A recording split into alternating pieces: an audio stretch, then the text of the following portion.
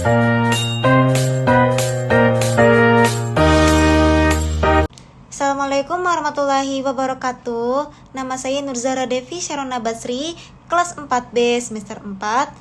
Dosen pengampunya Dr. Iqbal Amar Muzaki, MPD. Langsung saja di sini saya menjawab jawaban UAS melalui video. Oke. Yang pertama demokratisasi pendidikan dalam pembelajaran PAI. Demokratisasi pendidikan merupakan upaya menciptakan kesempatan belajar yang adil dan setara bagi seluruh peserta didik, tanpa membedakan latar belakang, sosial, ekonomi, budaya, maupun kemampuan akademik. Dalam perspektif pendidikan agama Islam PAI, demokratisasi pendidikan sejalan dengan prinsip Islam yang menjunjung tinggi keadilan adl, persamaan derajat manusia, musyawarah syura, dan penghargaan terhadap martabat setiap individu. Oleh karena itu, pembelajaran PAI tidak hanya bertujuan mentransfer pengetahuan agama, tapi juga membangun lingkungan belajar yang menghargai partisipasi dan kebebasan berpikir secara bertanggung jawab. Nah, penerapan prinsip demokratisasi pendidikan dalam pembelajaran PAI dapat dilakukan melalui pembelajaran yang partisipatif. Guru memberikan kesempatan yang sama kepada seluruh peserta didik untuk bertanya, mengemukakan pendapat, dan terlibat dalam proses pengambilan keputusan terkait kegiatan pembelajaran. Misalnya, pada materi tentang toleransi dan kerukunan, guru dapat menggunakan metode diskusi kelompok sehingga peserta didik dapat menyampaikan pandangan mereka berdasarkan pengalaman dan pemahaman yang dimiliki. Nah, melalui proses tersebut, peserta didik belajar menghargai perbedaan pendapat sekaligus mengembangkan kemampuan berpikir kritis. Terus juga selain itu, demokratisasi pendidikan dapat diwujudkan melalui pembelajaran yang inklusif. Guru PAI perlu memperhatikan keberagaman kemampuan peserta didik dan memberikan layanan pembelajaran yang sesuai dengan kebutuhan mereka. Maka setiap peserta didik pun harus memperoleh kesempatan yang sama untuk berkembang dan menunjukkan potensinya. Dalam proses penilaian, guru juga harus menerapkan prinsip objektivitas dan keadilan agar tidak terjadi diskriminasi terhadap peserta didik tertentu. Namun demikian, penerapan demokratisasi pendidikan di era digital menghadapi berbagai tantangan. Salah satu tantangan utama adalah derasnya arus informasi keagamaan melalui media digital yang tidak semuanya dapat dipertanggungjawabkan kebenarannya. Dalam peserta didik sering memperoleh informasi agama dari media sosial tanpa melakukan verifikasi sumber. Kondisi saat ini berpotensi menimbulkan kesalahpahaman, toleransi, bahkan penyebaran paham keagamaan yang ekstrim. Tantangan lainnya juga adalah kesenjangan literasi digital di kalangan peserta didik. Tidak semua siswa memiliki kemampuan yang sama dalam memanfaatkan teknologi secara kritis dan bertanggung jawab. Selain itu, penggunaan gawai yang berlebihan dapat mengurangi interaksi sosial serta menurunkan fokus belajar peserta didik. Dalam konteks PAI pun, kondisi tersebut dapat menghambat proses internalisasi nilai-nilai agama yang seharusnya tidak hanya dipahami secara teoritis, tetapi juga dipraktikkan dalam kehidupan sehari-hari. Berdasarkan analisis tersebut, guru PAI perlu mengembangkan strategi pembelajaran yang mampu mengintegrasikan nilai-nilai demokrasi. Dengan literasi digital, guru harus membimbing peserta didik untuk melakukan tabayun terhadap informasi yang diperoleh, memanfaatkan teknologi serta bijaksana, serta menjadikan media digital sebagai sarana penguatan nilai-nilai Islam. Dengan demikian, demokratisasi pendidikan dapat menjadi sarana untuk mewujudkan pembelajaran PAI yang adil, inklusif, dan relevan dengan tuntunan perkembangan zaman. Nah, di sini ada referensinya, Tilar HTAR 2004 Paradigma Baru Pendidikan Nasional, Jakarta Rineka Cipta. 2 Nata A 2017 Filsafat Pendidikan Islam, Jakarta Raja Garavindo Prasada. 3 Undang-Undang Republik Indonesia Nomor 20 Tahun 2003 tentang Sistem Pendidikan Nasional. 4 Al-Quran Surat Asy-Syura ayat 38 dan An-Nahl ayat 90. Nah, di sini juga yang kedua, konsep pendidikan Ibnu Khaldun dan kurikulum merdeka. Nah, Ibnu Khaldun memandang pendidikan sebagai proses bertahap yang memperhatikan perkembangan akal, kemampuan berpikir, dan pembentukan adab peserta didik. Menurutnya, pembelajaran tidak boleh dilakukan secara instan atau membebani peserta didik dengan materi yang terlalu kompleks. Pengetahuan itu harus diberikan secara berjenjang, dari yang sederhana menuju yang lebih mendalam, sehingga peserta didik pun mampu memahami dan menginternalisasi ilmu secara optimal. Konsep tersebut memiliki kesesuaian dengan model pembelajaran PAI berbasis kurikulum merdeka yang menekankan pembelajaran sesuai tahap perkembangan peserta didik. Kurikulum merdeka memberikan ruang bagi peserta didik untuk mengembangkan kemampuan berpikir kritis, kreativitas, dan karakter sesuai profil pelajar Pancasila. Dengan demikian, sintesis pemikiran Ibnu Khaldun dan kurikulum merdeka terletak pada menekankan terhadap perkembangan peserta didik secara bertahap, serta pentingnya keseimbangan antara pengetahuan dan pembentukan karakter. Dalam pembelajaran PAI di tingkat SMP pun, sintesis tersebut dapat diterapkan melalui pembelajaran berbasis proyek. Kayak misalnya nih, pada materi akhlak, guru dapat mengajak peserta didik melakukan proyek pengamatan perilaku positif di lingkungan sekolah.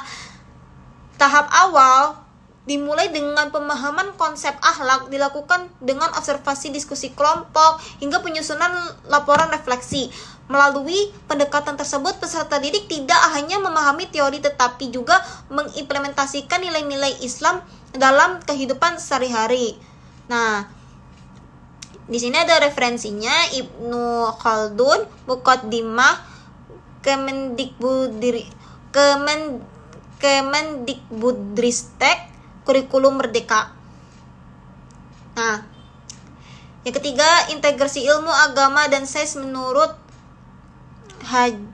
Ki Haji Ahmad Dahlan.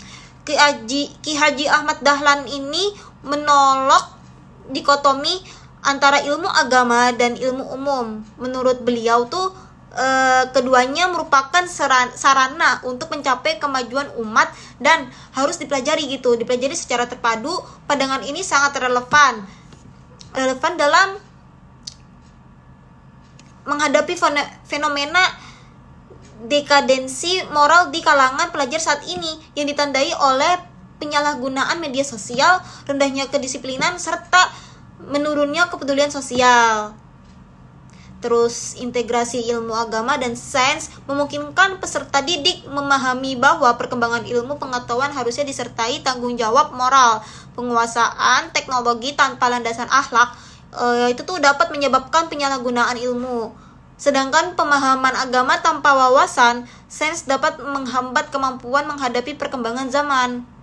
Nah, salah satu desain pembelajaran yang mencerminkan semangat tersebut adalah pembelajaran tentang lingkungan hidup. Guru dapat mengintegrasikan ayat-ayat Al-Quran mengenai pelestarian alam dengan konsep ilmiah tentang perubahan iklim. Peserta didik kemudian melakukan proyek penghijauan atau kampanye lingkungan berbasis media digital. Dengan demikian, pembelajaran tidak hanya mengembangkan aspek spiritual tetapi juga kesadaran ilmiah dan sosial.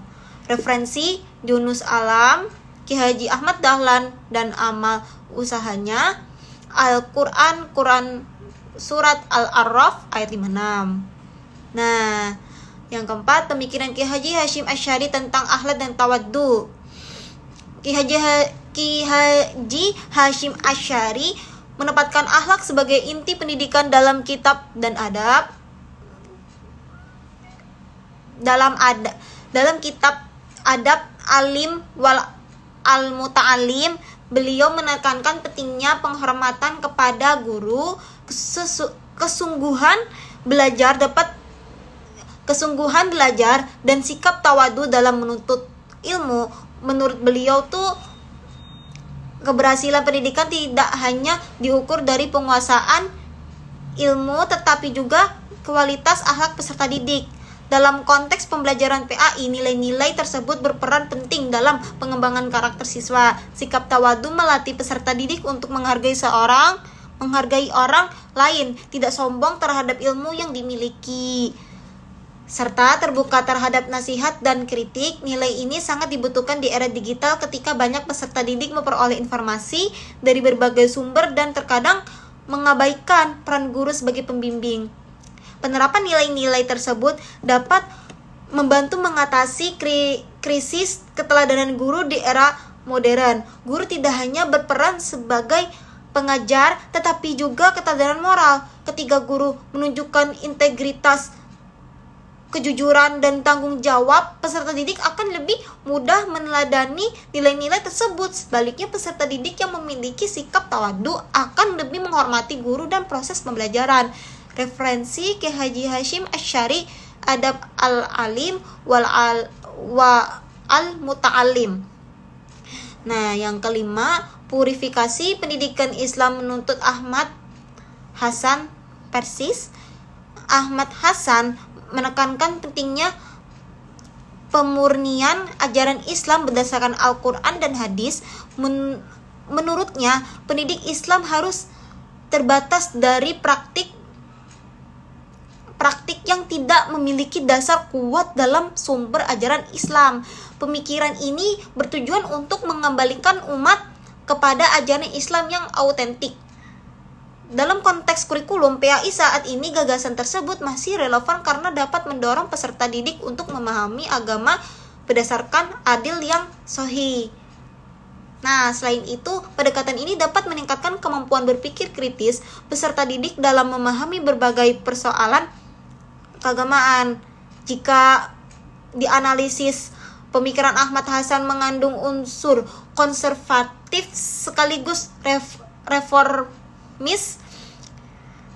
Disebut konservatif karena berupaya mempertahankan kemurnian sumber ajaran Islam, namun juga bersifat reformis karena mengajak umat melakukan pembaruan pemikiran dengan kembali kepada Al-Quran dan hadis serta meninggalkan praktik yang dianggap tidak sesuai dengan keduanya. Nah, jadi itu menurut saya pemikiran Ahmad Hasan lebih dekat kepada reformisme pendidikan karena tujuan akhirnya bukan mempertahankan tradisi semata, melainkan memperbaiki pemahaman umat agar lebih sesuai dengan sumber ajaran Islam yang otentik. Gitu. Jadi referensinya Ahmad Hasan, soal jawab agama Islam. Nah, terus yang keenam ada ontologi, epistemologi, dan aksiologi dalam pendidikan Islam. Nah, ontologi membahas hakikat realitas atau objek yang dipelajari dalam pendidikan Islam. Ontologi menegaskan bahwa manusia adalah makhluk Allah yang memiliki dimensi jasmani dan rohani. Epistemologi membahas sumber dan cara memperoleh ilmu pengetahuan yang dengan Islam bersumber dari wahyu, akal, pengalaman, dan observasi. Sementara aksiologi membahas nilai dan tujuan penggunaan ilmu pengetahuan. Ketiga aspek tersebut memiliki hubungan yang saling melengkapi. Ontologi menentukan hakikat manusia yang akan dididik. Epistemologi menjelaskan bagaimana ilmu diperoleh untuk mengembangkan potensi manusia tersebut.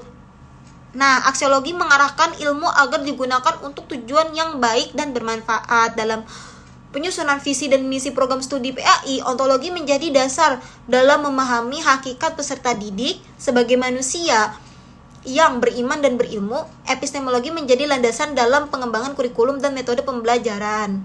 Sedangkan aksiologi menjadi pedoman agar seluruh proses pendidikan berorientasi pada kemaslahatan, akhlak mulia, dan pengabdian kepada masyarakat. Referensinya Abudin Nata, Filsafat Pendidikan Islam. Nah, yang ketujuh, konsep ta'dib Syekh Muhammad Nauqib Al-Attas. Jadi Syekh Muhammad Nauqib Al-Attas mengemukakan bahwa tujuan utama pendidikan Islam adalah ta'dib. Nah, yaitu proses penanaman adab yang benar kepada manusia. Menurut beliau tuh pendidikan tidak cukup hanya menghasilkan individu yang cerdas, tetapi juga harus membentuk manusia yang mengetahui tempat bagi dirinya, Tuhannya, dan lingkungannya. Konsep ta'dib memiliki kesamaan dengan tujuan pendidikan nasional yang menekankan pengembangan manusia yang beriman, bertakwa, berakhlak mulia, cerdas, dan bertanggung jawab. Namun Al-Attas menekankan yang lebih kuat pada aspek adab sebagai inti pendidikan. Dalam penyusunan RPPPAI, konsep ta'dib dapat diterapkan dengan memasukkan tujuan pembelajaran yang tidak hanya berfokus pada aspek kognitif, tapi juga afektif dan psikomotorik. Misalnya, pada materi kejujuran, guru tidak hanya menilai pemahaman siswa terhadap konsep kejujuran, tetapi juga mengamati praktik kejujuran dalam kehidupan sehari-hari melalui jurnal refleksi atau observasi perilaku. Referensi Syekh Muhammad Nauqib Al-Attas, The Concept of Education in Islam. Nah, yang ke-8, Islamisasi ilmu pengetahuan menurut Ismail Raji Al-Faruqi. Nah, Ismail Raji Al-Faruqi mengemukakan konsep Islamisasi ilmu pengetahuan sebagai upaya mengintegrisasikan nilai-nilai Islam ke dalam berbagai disiplin ilmu. Menurutnya ilmu pengetahuan tidak boleh dipisahkan dari nilai ketuhanan dan moralitas. Salah satu mode pembelajaran interdisipliner yang dapat diterapkan di sekolah adalah integrasi antara PAI dan sosiologi dengan tema perilaku sosial dan kepedulian masyarakat. Dalam pembelajaran ini, peserta didik mempelajari konsep ukhuwah, tolong-menolong, dan solidaritas sosial dalam Islam, kemudian menghubungkannya dengan teori interaksi sosial dan sosiologi. Kegiatan pembelajaran dapat dilakukan melalui observasi lingkungan sekitar, wawancara dengan masyarakat, serta proyek sosial seperti penggalangan bantuan bagi warga yang membutuhkan. Selain itu, peserta didik menyusun laporan yang memadukan analisis sosial dan nilai-nilai Islam. Nah, model ini memungkinkan peserta didik memahami bahwa ajaran Islam tidak hanya bersifat normatif, tapi juga memiliki referensi dalam menjawab berbagai persoalan sosial yang dihadapi masyarakat modern. Referensi Ismail Raji Al-Faruqi, Islamization of Knowledge, General Principles and Work Plan. Baik, itu saja dari saya. Wassalamualaikum warahmatullahi wabarakatuh.